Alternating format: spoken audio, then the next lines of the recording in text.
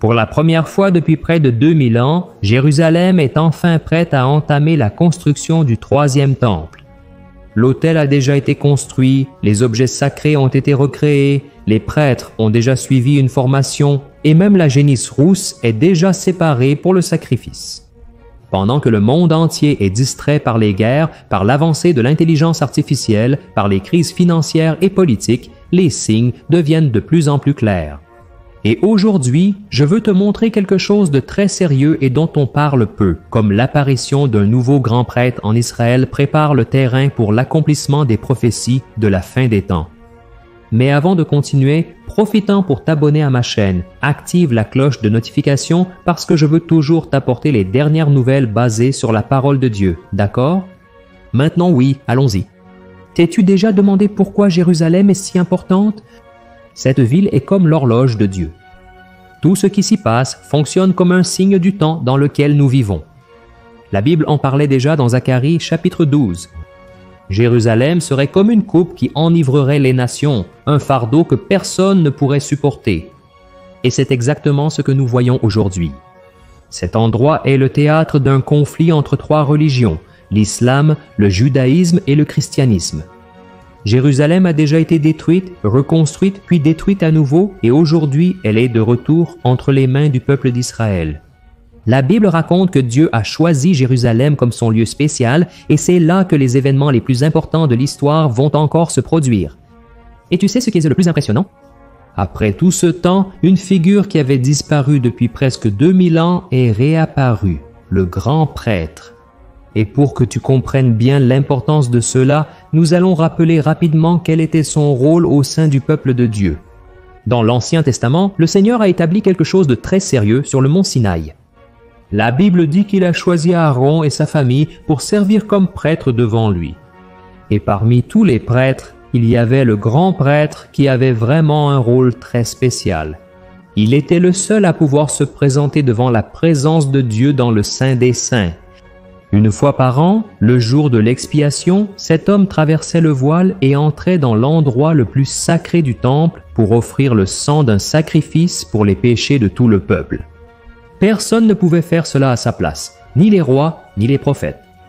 Et même les vêtements qu'il portait avaient une signification très profonde. Sur sa poitrine, il portait les noms des 12 tribus d'Israël, représentant tout le peuple devant le Seigneur. Et sur son front, il portait une plaque d'or avec les mots « Sainteté au Seigneur ». Chaque détail de son ministère indiquait quelque chose de bien plus grand qui se réaliserait à l'avenir, le plan de Dieu pour le salut de l'humanité par l'intermédiaire du Christ. Mais ce système de sacrifice que Dieu avait établi a fonctionné pendant plus de 1400 ans jusqu'à ce qu'il soit interrompu de façon tragique. En l'an 70 après Jésus-Christ, les soldats romains ont envahi Jérusalem et ont complètement incendié le temple. Toute cette guerre a détruit les murailles, ne laissant qu'une partie d'entre elles, connue aujourd'hui sous le nom de mur des lamentations.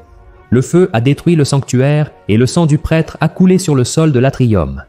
Et ce qui est intéressant, c'est que le prophète Osée avait déjà averti que cela arriverait. Regarde ce qui est écrit dans Osée chapitre 3, versets 4 et 5. Le peuple d'Israël vivra de nombreux jours sans roi, sans prince, sans sacrifice, sans colonne sacrée, sans vêtements sacerdotal et sans idole familiale. Et c'est exactement ce qui s'est passé. Pendant près de 2000 ans, le monde n'a plus vu aucun grand prêtre légitime entrer dans le Saint des Saints. Jamais dans toute l'histoire il n'y a eu un intervalle aussi long de silence dans le plan de Dieu. Mais malgré cela, pendant tout ce temps, Dieu a continué à veiller sur chaque détail. La lignée sacerdotale n'a pas disparu. Et jusqu'à aujourd'hui, le nom de famille, qui en hébreu signifie prêtre, est une preuve vivante que Dieu a préservé les descendants d'Aaron. Même dispersés parmi les nations, même persécutés, ils ont survécu jusqu'à nos jours, et la plus grande preuve de cette préservation, ce sont les préparatifs pour la reconstruction du troisième temple qui sont déjà en cours. L'Institut du Temple, créé par un groupe de Juifs en 1987, a déjà recréé pratiquement tous les ustensiles du Temple. Et l'un des plus grands symboles est la Ménorah, le candélabre en or pur. Elle pèse plus de 45 kilos et a coûté plus de 3 millions de dollars. Cette pièce a été fabriquée exactement comme Dieu l'a ordonné dans le livre de l'Exode et aujourd'hui elle est exposée tout près du mont du Temple. Mais ce n'est pas tout. Un par un, tous les objets que la Bible ordonne d'avoir dans le Temple ont été recréés. Les tables avec les pains, les fourchettes en argent, les bassins pour le sang, les instruments des Lévites, les trompettes, bref, tout, chaque détail a été fidèlement réalisé en suivant les instructions de la parole de Dieu. Et ce n'est pas tout. En 2018, ils ont consacré un autel de sacrifice construit correctement avec des pierres qui n'ont pas été taillées avec des outils en métal, comme l'exige précisément la loi de Moïse. Cet autel est déjà prêt à être transporté sur la montagne dès qu'il y aura l'autorisation, et pendant la cérémonie, des prêtres habillés comme à l'époque ancienne ont déjà répété les rituels sacrés. Frère, ce n'est pas tout. En 2022, des génisses rousses sont nés, des animaux extrêmement rares qui sont indispensables pour la purification du temple, selon ce qui est écrit dans le livre des Nombres. Ces génisses sont élevés avec le plus grand soin sous une supervision rigoureuse, en attendant le moment opportun.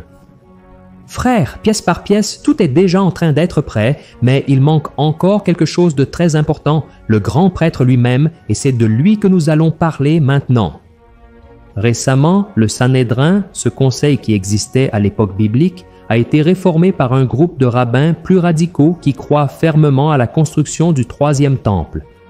Même sans la reconnaissance officielle du judaïsme, ils ont pris une décision très importante. Ils ont officiellement nommé un grand prêtre pour le futur temple. Regardez ça, frères. Après tout ce temps, il y a maintenant un grand prêtre légitime en Israël. La personne choisie a été le rabbin, un descendant direct de la famille d'Aaron, comme l'exige la tradition biblique, et ce n'était pas un choix aléatoire. Tout d'abord, ils ont confirmé sa lignée grâce au registre rabbinique qui conserve ces informations depuis des siècles. Ensuite, la science a confirmé ce que la tradition disait déjà. Son acide désoxyribonucléique porte la marque génétique des descendants d'Aaron, mais il n'a pas été choisi uniquement pour cela, non. Cahan a passé des années à étudier les lois du temple et à s'entraîner aux anciens rituels, comme les sacrifices quotidiens et le service du jour de l'expiation. Et le plus impressionnant, c'est que les vêtements sacerdotaux sont déjà prêts. Le pectoral avec les 12 pierres précieuses, l'éphod, la tiare avec les mots « Sainteté au Seigneur », tout a été confectionné spécialement pour lui. Et aujourd'hui, quand il porte ses vêtements et réalise les entraînements, ceux qui assistent disent que c'est comme si l'histoire d'Israël était en train de se remettre en marche. Mais pourquoi cela est-il si important prophétiquement? Et la réponse se trouve dans Daniel chapitre 9, verset 27, qui contient l'une des prophéties les plus fortes sur la fin des temps. La Bible dit que l'Antéchrist conclura une alliance avec beaucoup pour une semaine, mais au milieu de cette semaine, il fera cesser les sacrifices et les offrandes. Maintenant, réfléchis avec moi à une chose. Pour qu'ils puissent interrompre les sacrifices, ils doivent être en train d'avoir lieu, n'est-ce pas? La prophétie elle-même révèle qu'avant la fin, le système des sacrifices juifs va recommencer à fonctionner, et c'est exactement ce qui commence déjà à se produire à Jérusalem. Et il y a plus. Dans 2 Thessaloniciens chapitre 2, verset 4, Paul a dit que l'Antéchrist s'assiera dans le temple de Dieu en se faisant passer pour Dieu. Cela ne peut pas être dans un temple symbolique ou spirituel. Il doit s'agir d'un temple physique construit à Jérusalem. Et cela peut même nous sembler étrange de penser que Dieu permettrait le retour des sacrifices puisque Jésus a déjà accompli tout ce qui était nécessaire sur la croix. Mais frères, ces sacrifices vont revenir parce que les Juifs ne reconnaissent pas Jésus comme le Messie, et tout cela va arriver non pas parce que Dieu en a de nouveaux besoins, mais parce que la Bible dit que cela arrivera avant la fin. Donc, ces sacrifices ne sont pas pour apporter le salut, parce que Jésus apporte le salut, mais c'est pour accomplir la prophétie, tu comprends? Et maintenant, avec tout cela déjà prêt, il ne manque plus que l'accès au mont du Temple.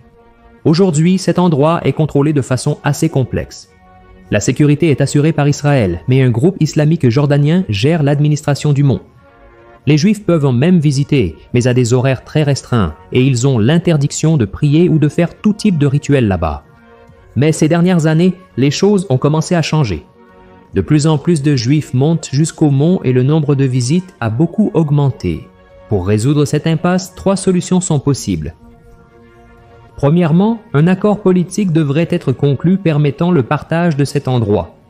Deuxièmement, des changements progressifs dans les lois, accordant la liberté aux Juifs de prier là-bas sans restriction. Ou alors, une solution plus rapide serait de construire l'autel près de la montagne et de commencer les sacrifices là même, sans avoir encore besoin de toucher à la structure principale. Je sais que cela peut sembler difficile, mais tu te souviens du mur de Berlin? Là-bas, en 1989, personne n'imaginait qu'il tomberait et soudain, en quelques jours, ce qui semblait impossible s'est simplement produit sous les yeux du monde et avec le mont du Temple, la même chose peut arriver. Ce dernier obstacle peut disparaître du jour au lendemain. Frères, alors que nous observons ces événements à Jérusalem, il y a une dimension spirituelle bien plus profonde derrière tout cela. La Bible dit dans le livre des Hébreux que pendant qu'un temple terrestre est en train d'être préparé ici sur terre, le véritable temple existe déjà dans le ciel. Jésus-Christ est notre véritable grand prêtre et il est assis à la droite du trône de Dieu, intercédant pour nous dans le véritable sanctuaire. Et face à tout cela, je te pose une question très sincère. Allons-nous continuer à vivre comme si rien ne se passait? Le Christ nous a laissé un avertissement très clair dans Matthieu chapitre 24, verset 33. Lorsque nous verrons ces choses arriver, nous pouvons être certains que la fin est plus proche que jamais. Plus que jamais, c'est le moment de veiller. Ça ne sert à rien de simplement regarder ce qui se passe dehors si, à l'intérieur, notre vie spirituelle est endormie. C'est le moment d'apprendre davantage de la Bible, de renforcer notre vie de prière et de mettre le royaume de Dieu en premier, au-dessus de tout. Amen. C'est pourquoi je t'invite à être avec moi ici chaque jour pour apprendre davantage de la parole de Dieu. Je suis le pasteur Antonio Junior et si tu as été béni par ce message, partage cette vidéo avec au moins 3 personnes sur ton WhatsApp qui ont besoin de comprendre ces signes, d'accord? Que Dieu te bénisse puissamment. Une grande accolade.